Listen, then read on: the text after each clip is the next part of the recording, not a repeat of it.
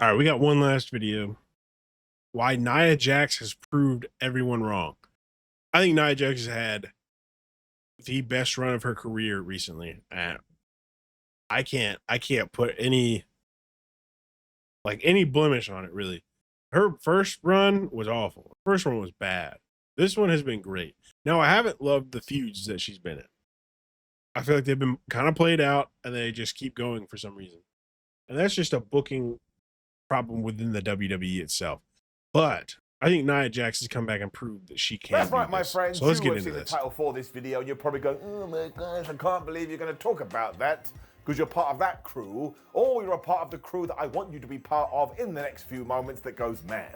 Ever since Nia Jax has returned to WWE, she has been bloody brilliant. Now, She has. She really has. Did an interview with the No Contest podcast recently where she talked about her release. This is why we always need to be a little bit careful before we do go off on the internet, because she even said, man, I was depressed and I had to get some help from some people. I reached out to other wrestlers because I was super sad in my tum. I think she said that's one of the big things about this channel that I'm trying to perpetuate and trying to maybe not even just set an example of, but I'm trying to encourage that we be kind. Like, so what, she was bad. Like, we can agree that she did not have a great first run with the WWE. But there's no need to be mean to her about it. She's already going through enough being released. And it's one of those things, like with the recent releases, like there's no need to be mean to these people. They just lost their job. We don't need to be piling on to them. We need to be encouraging them and saying, hey, it didn't work out, but it'll work out somewhere. I don't know where, but it'll work out somewhere. And that's one of the things that I'm really trying to hopefully push with this channel and the people that watch.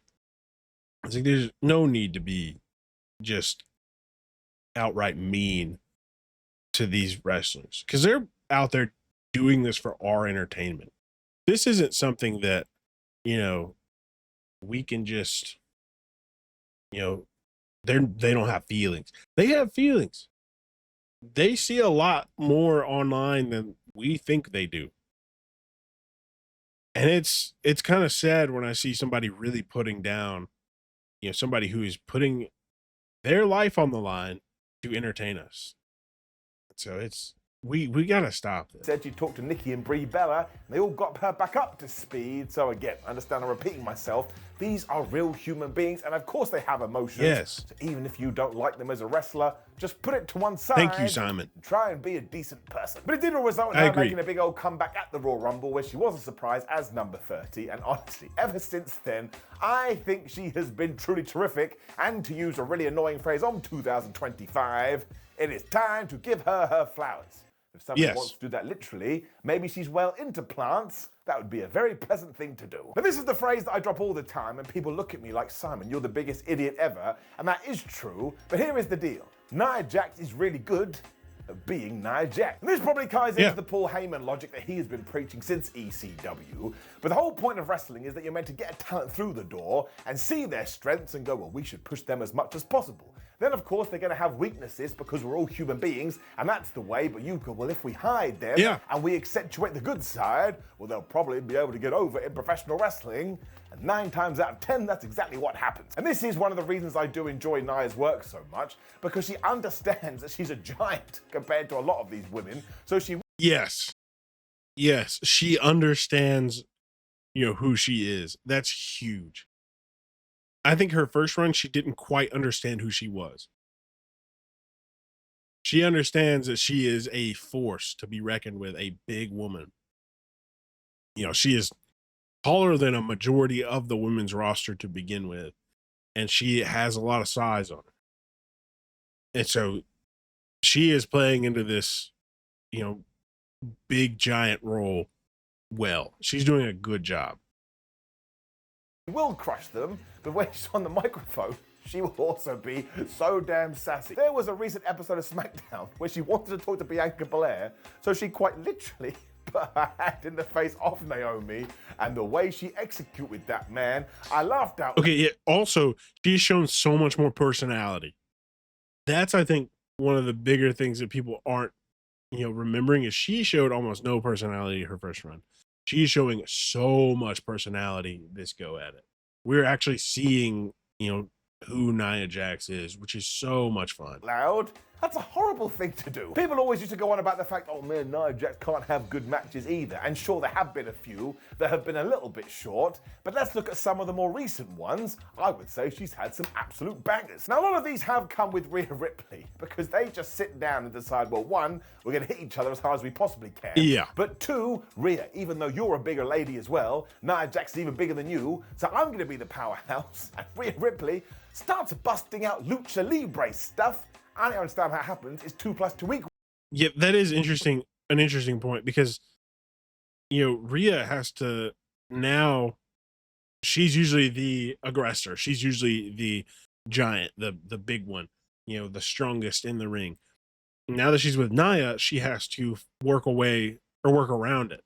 She's got to figure out a way to work a new style in. She's got to figure out a new thing to do because she's no longer the strongest one out of the two. Potato, but they had that really good match in 2024 at the Elimination Chamber, and then they did it again in the January 2005 Saturday Night's Main Event, and they were both kind of different, but both I thought were absolutely joyful. They were good. Nia They were really good. Throws herself around in these bouts. I mean, she got bomber powered. And when she went up for that riptide, I tell you, she went up. Her and Naomi also have wonderful chemistry, and in that match when Tiffany Stratton did cash in, I tell you, I put my tush in the chair and I watched that whole thing, and it was a roller coaster of That was a good one too. Near falls, and we thought that was a really good one. win. And I don't know if he's going to mention this, but her match with Lyra Valkyria for Queen of the Ring was also really good.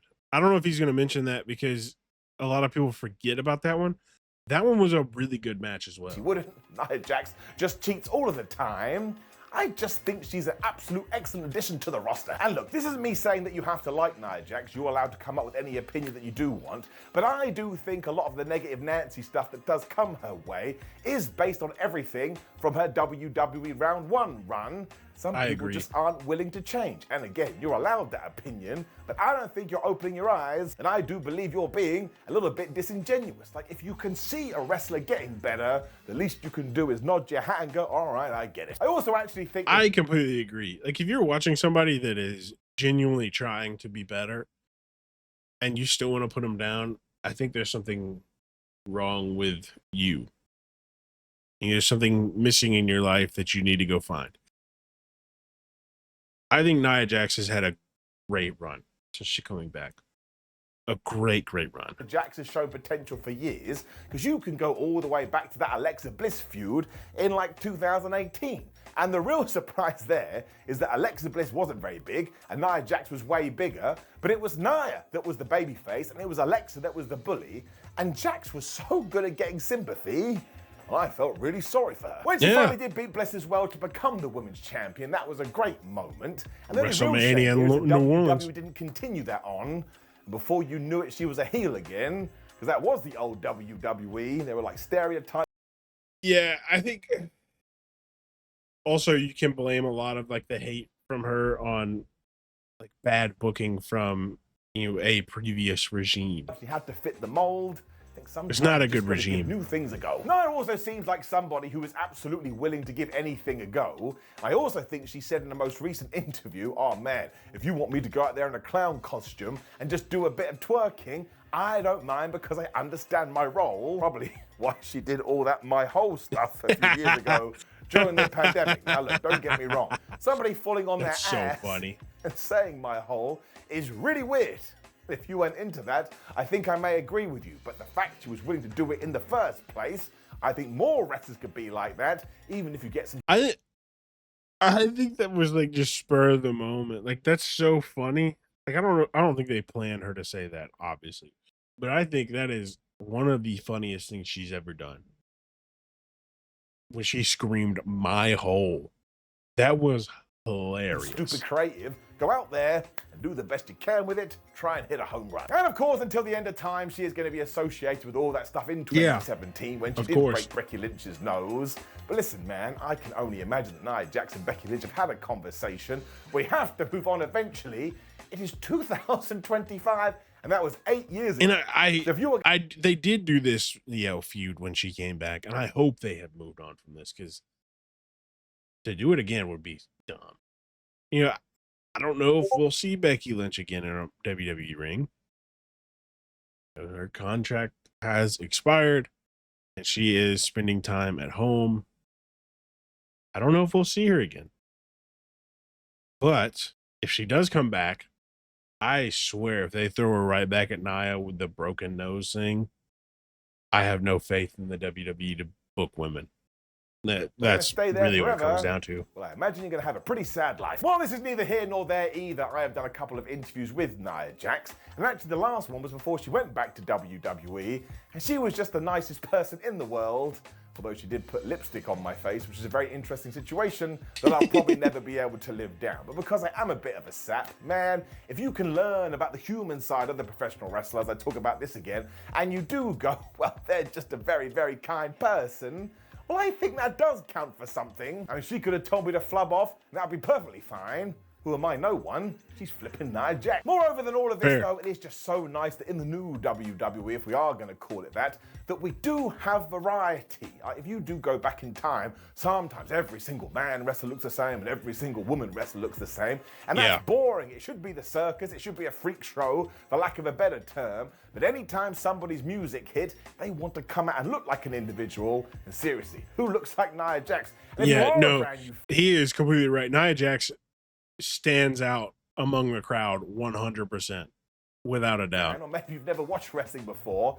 If you see Nia coming to the ring, no matter who she is facing, you're probably going to go, well, she's definitely going to win. She's going to kick the other person's ass. Look at her. She looks tough and ready to go. I'm also a fan of her backstage on-screen persona as well, which makes absolutely no sense. Because just go back to the more recent times when she was meant to be friends with Tiffany Stratton, but instead befriended Candice LeRae, and then they were horrible to Tiffany. This worked because A, it was a little bit mean, but B, some of the stuff they were saying was like that Mean Girls movie, you know? You don't want to laugh, but you can't help it, because funny is funny. I just think she ticks a massive box that all wrestling promotions do need to tick, and look, she became the queen of the ring, and she did become the champion ever since she did. They 100% believe in her, which is big. For her to come back and then 100% believe in her and give her every opportunity that they can, and her to excel with it, is big. It's great. Such a good thing. I was thinking precedent, but I don't think that's the right term. I was looking for another term, I couldn't think of it. Return, and nobody is doing this out of pity. No one is doing it to be charitable. It's because the powers that be look to the landscape and bro, say, what is going on with Tiffany Stratton? What is this? That's not a real photo, is it? I think it is time for Nia Jax. That can't be a real photo. And it's true. It's one of the reasons why people went so crazy when Tiffany Stratton did cash in on her, because that dynamic worked. And as always with wrestling, it takes two to tango. This is a dance. I just said tango. I meant tango. I think there is legs to this too. Goes back to what we said a few minutes ago. Because down the line, of course you can turn her baby face again. I mean, she could be like a Bron Breakker, I suppose. Just let her run through and crush people. And in terms of the women's division in WWE, I think that would feel quite unique. And it would feel quite entertaining. So yes, just to double down, I'm not telling you to like or dislike anybody. That is up to you. But I do not think Nia Jax has got her credit that she has deserved ever since she did come back to WWE. While it means nothing coming from me because I'm a bald idiot, I am very fortunate to have this platform.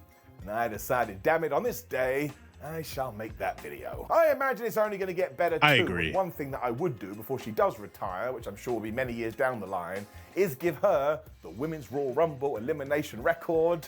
That's something you can dine on. He made this post. I guess they posted it post Rumble, but she has the record. I'm pretty sure. I'm pretty sure she got the record this year. I might be wrong. It does get broken. Sadly, that's just the way. Now, of course, I want to know what your opinions are of Nia Jax, but be nice. Even if you don't like her, for goodness sake, you can drop me a comment below. Please like the video, share the video. Yeah, I think he knocked it out of the park with this one. I think Nia Jax has done an incredible job since coming back. There's no denying that she has done a good job. She has evolved so much, and it's so nice to see. If she would have come back and been the same person, I don't think she would have fared this long. But she came back and reinvented herself and really just came in and whooped some tail. And that was great. That was awesome. I mean, it still is awesome. You know, I'm not a fan of all of her booking decisions, but I think she has the ability to do whatever the WWE needs her to do and do it well. And that is more important to me than, you know, her booking decisions. Her booking decisions can come and go. You know, writers change, ideas change. Yeah, there's a lot of discourse about the WWE booking the women's division horribly, and I agree. I do, and I think she has kind of suffered from that by facing the same 3 or 4 people repeatedly. They're not moving anybody up, they're not moving, you know, people around, you know, changing how feuds are running. It makes the roster feel very, very shallow. And that's not her fault. But she has done a great job with what they have handed her, and much props to Nia Jax. And big shout out to What Culture Wrestling, another banger.